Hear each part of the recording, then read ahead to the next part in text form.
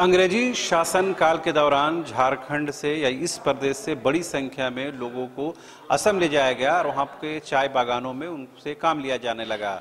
वर्षों गुजर गए, सदियां गुजर गई, लेकिन आज तक यहाँ से गए लोगों को वहाँ पर एसटी का दर्जा नहीं मिला है। बल्कि वही जो जातियाँ हैं वो झारखंड में, बिहार में, उड़ीसा में एसटी का दर्जा रखती हैं, लेकिन असम में आज तक उनको ये लड़ाई लड़नी पड़ रही है।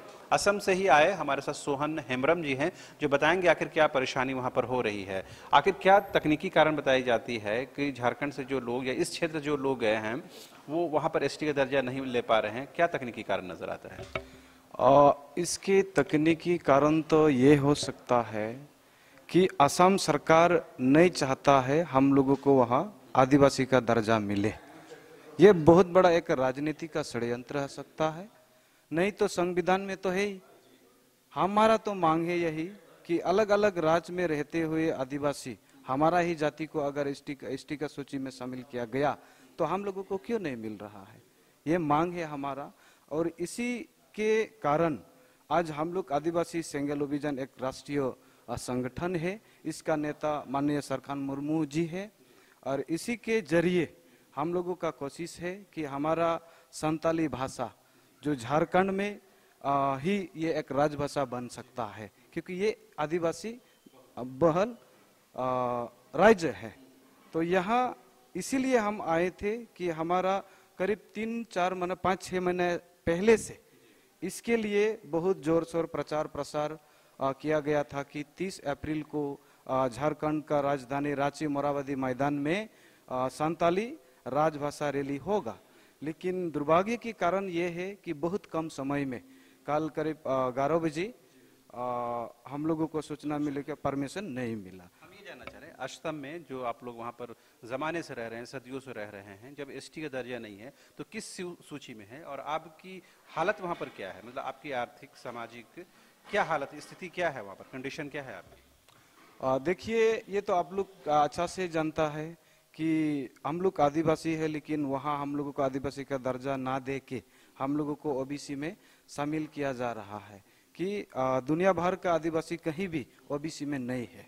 तो वहाँ बहुत सारा प्रॉब्लम, आर्थिक रूप में भी, शिक्षित रूप में भी और राजनीतिक रूप में भी बहुत तरीका का समस्या हम लोगों का वहाँ अभी भी है। इसके पीछे क्या पॉलिटिकल रीजन क्या पाते हैं, क्या कारण है जो राजनीतिक कारण आप बता रहे हैं? क्यों ऐसा जो सत्ता में बैठे लोग हैं जो आपको एसटी का दर्जा नहीं देना चाहते हैं?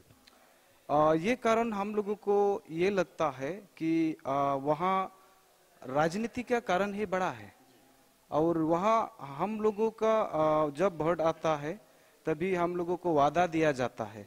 जब सत्ता में सरकार चली जाती है, जैसे कि अभी बीजेपी सरकार है, उन्होंने भी पिछले इलेक्शन में कहा था कि हम सत्ता में आएंगे तो एसटी का दर्जा आप लोगों को देंगे, लेकिन अभी भी दिया नहीं है। तो बहुत सारा प्रॉब्लम ऐसी है।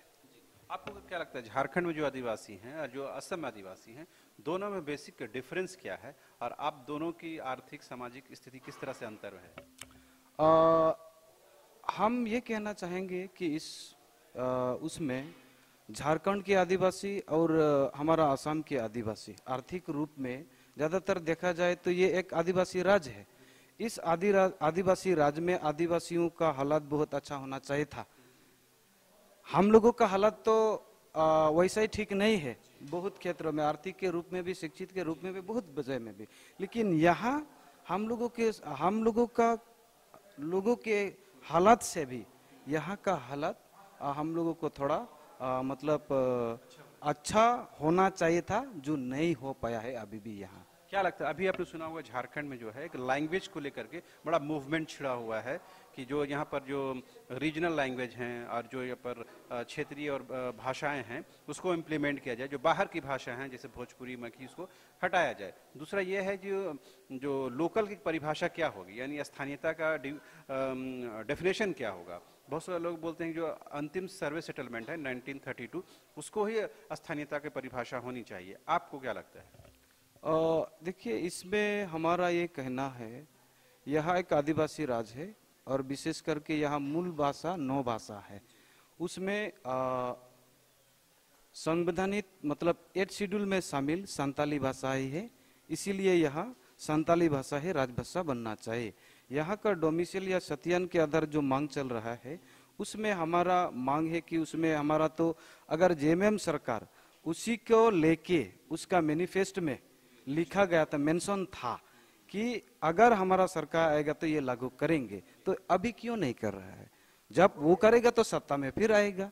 उसमें हमारा नेता ने सुझाव जो दिया है उसमें भाषा संस्कृति के आधार ही यहाँ का स्थानीयता होना चाहिए। आपको क्या लगता है, झारखंड की सत्ता हो या असम की सरकार हो, जो भी सत्ता में बैठते हैं वो जो कमिटमेंट करते हैं उससे पीछे हट जाते हैं? ये क्या राजनीति का, पॉलिटिक्स का यही एक नेचर रह गया है?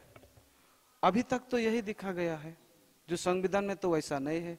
राजनीति तो एक वो होना चाहिए कि साधारण पब्लिकों का दुख वेदना जो है उसको डेफिनेटली सॉल्व करने के लिए नेता मतलब वोट होके उसको चुना जाता है, लेकिन फिलहाल अभी तक तो ऐसे देखा नहीं गया है। जैसे आपने कहा, अगर लोग भी मानते हैं ये बात को कि झारखंड जो है आदिवासी बहुल है, इसकी ट्राइबल आइडेंटिटी है, आपको क्या लगता है उस ट्राइबल आइडेंटिटी को और मजबूत करने की जरूरत है? झारखंड में जो आदिवासी मूलवासी बसते हैं उनको और बेहतर जीवन मिले, इसके लिए सरकार को और कमिटमेंट दिखाने की जरूरत है?